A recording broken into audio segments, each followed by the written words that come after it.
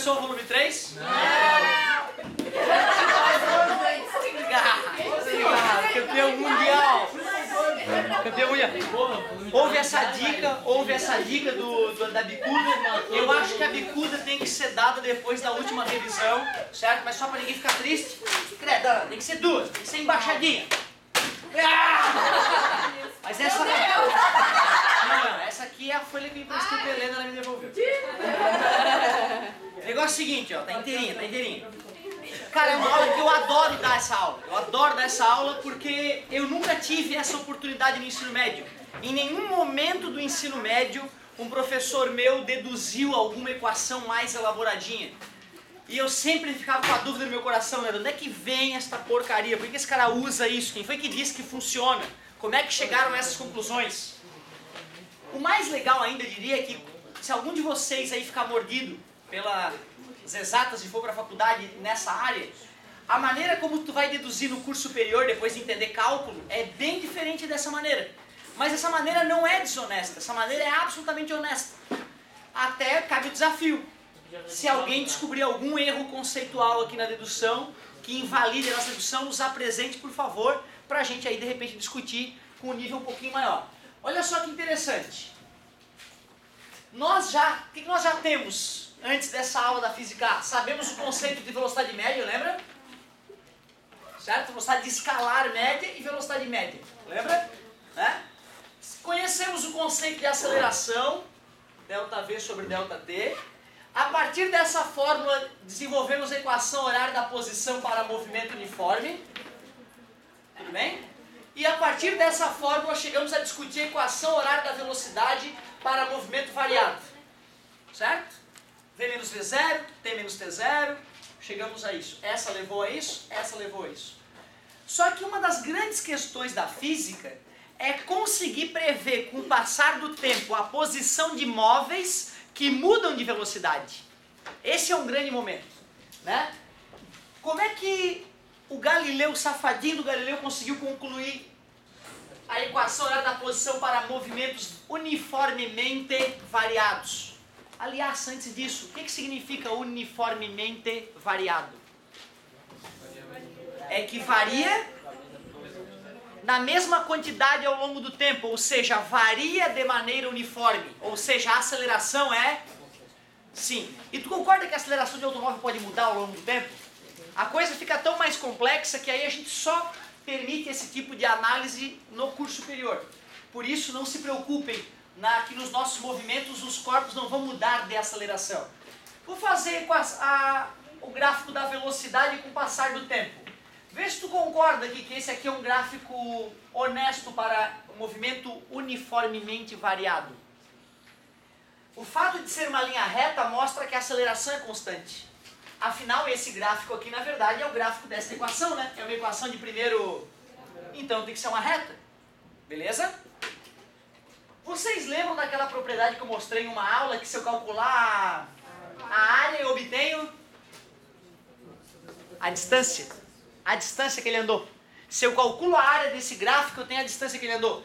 E o bacana aqui na física é fazer as coisas de maneira genérica, para depois a gente substituir os valores, né? Então eu vou dizer que esta nave alienígena tem a velocidade V0 e velocidade final V, depois de um tempo T. Eixo do tempo, eixo da velocidade.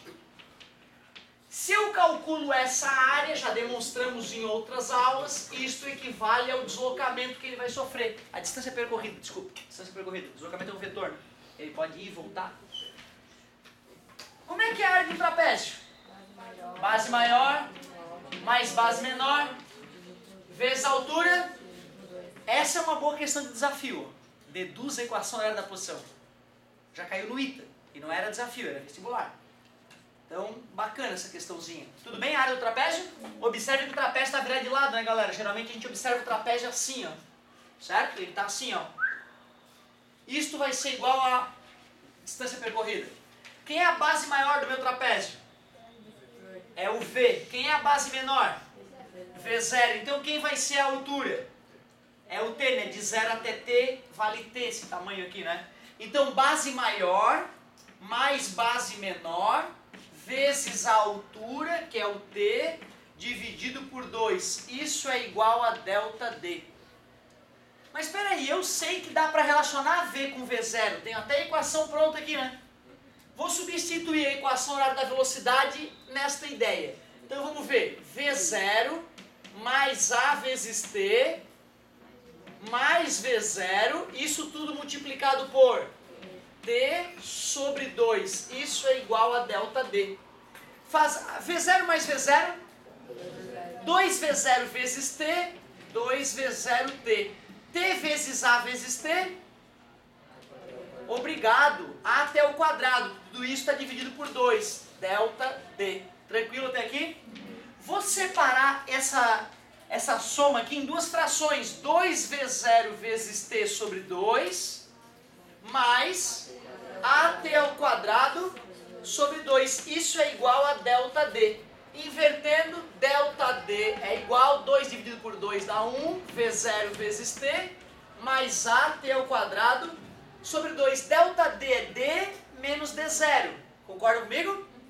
D menos D0 é igual a V0T mais AT ao quadrado sobre 2. Menos passa soma dos dois lados, na verdade, né?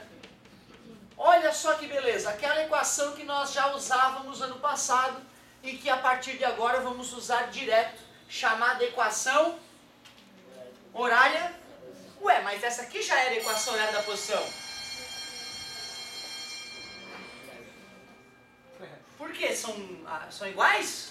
Então, qual é a diferença importante de tu perceber entre elas? Que essa é quando... Na verdade, olha só, se tu olhar para as duas, tu vai ver que a pequena está dentro da grande, né? Isso, essa aqui ela só é útil quando a velocidade é constante. Se tiver aceleração, ela vira lixo. Mas olha como essa está embutida na outra, ó. Se a aceleração for zero, olha só, fica igualzinha, ó. Por isso que essa é ninja e essa é fraca. Beleza? E é por isso que a partir do volume 3, eu não escreverei mais a equação horária da posição assim jamais. Só assim. E se tu quiser aquela, tens que lembrar que a aceleração é... E tu bota zero na aceleração, desaparece o termo de aceleração. Beleza? Já aviso. Se tu não vai fazer medicina na UFSC, se tu não vai fazer um vestibular ultra concorrido, se tu não tem pretensões de ser engenheiro, matemático ou ir para a área, ficar treinando a dedução pode não te trazer grandes vantagens. Agora, se tu tem maiores pretensões na área das exatas, o mínimo que se exige do aluno que está querendo começar a física é saber uma deduçãozinha dessa. Porque se o cara não exercita isso no fundamento médio, chega lá na faculdade ele já começa na primeira fase com uma porrada de dedução, de algebrismo. Se ele não se familiarizou com isso, é muito comum ele não continuar o curso. Por isso que a gente diz que a física é o curso mais fácil de entrar que tem na UFSC e um dos mais difíceis de sair, certo? Principalmente sair bem informado. E eu não vou resistir... Não acabou minha aula, não, né? Eu não vou resistir, vou emendar uma outra dedução que também está nessa aula, tá? Que é da equação de Torricelli, lembra? Discípulo de Galileu. O cara não era fraco, não. O mesmo Torricelli, já pegaram aqui? O mesmo Torricelli que mediu pela primeira vez a pressão atmosférica, lembra? Usando uma bacia, um tubo de vidro e mercúrio. Esse cara não era fraco. Torricelli recebeu os ensinamentos de Galileu e foi então escolado com a equação horária da posição, tanto para movimento uniforme quanto movimento variado, a ideia de aceleração, a ideia de velocidade. Lembrando que na época de Galileu não existia sinal de igual, barrinha de dividir e mais e menos. As equações eram trabalhadas verbalmente, eram desenvolvidas verbalmente, era muito mais delicado, né, raciocinar sem essa simbologia toda que nos facilita. Tu imagina deduzir uma equação dessa sem usar as letrinhas e os símbolos? Tendo que escrever cada maldito raciocínio? Era assim que ele fazia, certo? Aí o aluno Torricelli, que manjava de álgebra, sabia sisteminha de equação, isola numa, só que tudo escrito na munheca, sem simbologia para facilitar. O cara pensou o seguinte, ué, o grande mestre Galileu me ensinou que ΔD é igual a V0T mais AT ao quadrado sobre 2. Tudo bem, ΔD, D menos D0? O mestre Galileu me ensinou que V igual a V0 mais A vezes T. Uma equação relaciona a velocidade com o passar do... A outra equação relaciona a posição com o passar do tempo.